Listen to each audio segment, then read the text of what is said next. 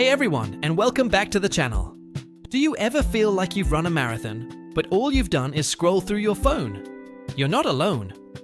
That feeling of being completely drained after a day online has a name: digital exhaustion.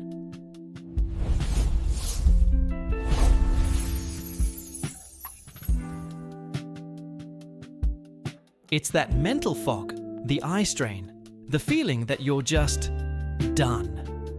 But why does this happen? Our brains aren't built for the constant flood of information we get from our screens. Every notification, every email, every new post is a tiny demand on our attention.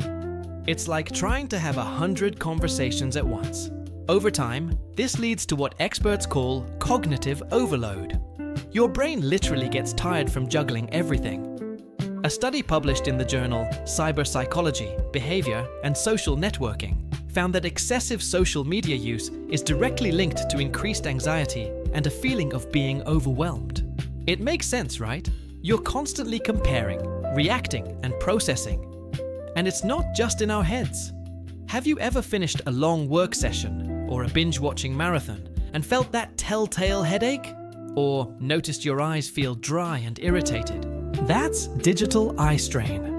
The American Academy of Ophthalmology suggests a simple trick to help with this: the 20-20-20 rule. Every 20 minutes, look at something 20 feet away for at least 20 seconds. It's a tiny break that gives your eye muscles a chance to relax. These physical symptoms are your body's early warning system, telling you it's time to step back. If you're feeling constantly tired, irritable, or just can't seem to focus like you used to, it might not be you. It might be your screen time. So, how do we fight back against this digital drain? How do we reclaim our focus and energy? It's all about being intentional. It's about a digital detox. Now, that sounds intense, but it doesn't mean you have to throw your phone in a river. It's about creating a healthier relationship with your technology. Let us dive into 7 practical strategies that you can start using today to refresh your mind and beat that burnout. First up, and this one is my personal favorite, embrace nature. There's something magical about stepping outside. A 2019 study from the University of Exeter, which you can find on their website, found that spending just 2 hours a week in nature significantly boosts health and well-being. It doesn't have to be a major hiking trip. It can be a walk in a local park, sitting on a bench under a tree, or even just tending to some plants on your balcony. The goal is to disconnect from the digital world and reconnect with the real, physical world around you. The fresh air, the natural light, the sounds of nature, it all works together to reset your nervous system and clear your mind. Strategy number 2 is to schedule tech-free time. This is non-negotiable. Just like you schedule meetings or appointments, you need to schedule time to be completely unplugged. Start small. Maybe it's the first hour after you wake up, or the last hour before you go to bed. Put your phone in another room, turn off the TV, and close the laptop. Use this time to read a book, listen to music, or just sit with your thoughts. By designating specific hours for disconnection, you're training your brain that it's okay to not be accessed on all the time. This creates a boundary that protects your mental space and helps you recharge on a deeper level. Next, let's talk about mindful consumption. We often scroll through social media on autopilot, not even really paying attention. This is a huge energy drain. Mindful consumption means being conscious of what you're looking at and why. Ask yourself, does this content make me feel good? Is it informative? Or am I just scrolling out of habit? You can try setting a timer for 15 minutes when you open a social media app. When the timer goes off, you log out. No exceptions. This small act of discipline helps you take back control from the endless scroll and reduces that feeling of, where did the last hour go? Our 4th strategy is to engage in hobbies. Real, tangible hobbies. Remember things you love to do before your phone became your main source of entertainment. Maybe it was painting, playing an instrument, cooking, or building something. These activities are powerful because they engage your mind and body in a creative, focused way. They get you into a state of flow, where time seems to fly by and you're completely absorbed in what you're doing. This is the ultimate antidote to the scattered, fragmented attention that digital life encourages. Rediscovering a hobby that brings you joy is a fantastic way to recharge your creative batteries and remind yourself that there's a whole world of fulfillment beyond the screen. Strategy number 5 is a game changer for stress. Practice meditation and mindfulness. You've probably heard this a million times, but there's a reason.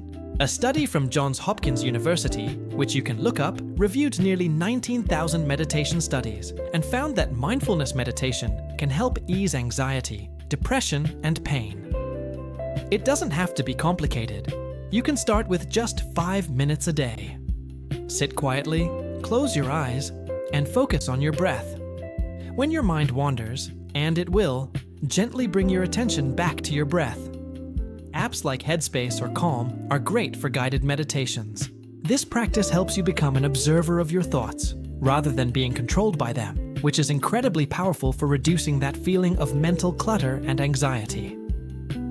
The 6th strategy is all about human connection. Foster in-person relationships. Texts and video calls are great, but they can't replace the energy and connection of being with someone in person. Make a conscious effort to schedule face-to-face time with friends and family. Go for a coffee, have a meal together, or take a walk. These real-world interactions release oxytocin, the bonding hormone, which helps reduce stress and makes us feel happier and more connected. Prioritizing in-person relationships over digital ones reminds us of the richness and depth that true human connection brings to our lives, something a screen can never fully replicate. And finally, our 7th strategy. Set clear boundaries with your devices. This is about creating rules for yourself to promote mental clarity. One effective boundary is the no phone zone. Maybe your bedroom is a tech-free zone to improve your sleep. Or maybe the dinner table is, so you can connect with your family. Another great boundary is turning off non-essential notifications. Do you really need to know every time someone likes your photo? Right this second? Go into your settings and be ruthless. Only allow notifications from essential apps. A report from Deloitte revealed that the average person checks their phone around 47 times a day. By reducing those pings and buzzes, you reduce the constant interruptions and allow your brain to stay focused for longer periods. For students, this digital fatigue can be especially tough. The shift to online learning has blurred the lines between school and home, and the pressure to be constantly connected can be immense. Research from Stanford University has shown that this Zoom fatigue is real, impacting academic performance and mental health. Applying these strategies, like scheduling study blocks away from the internet or having dedicated no-screen evenings, is crucial for academic success and overall well-being. So let's recap. We've talked about understanding digital exhaustion and its physical signs like eye strain and headaches. And we've covered 7 powerful strategies to combat it.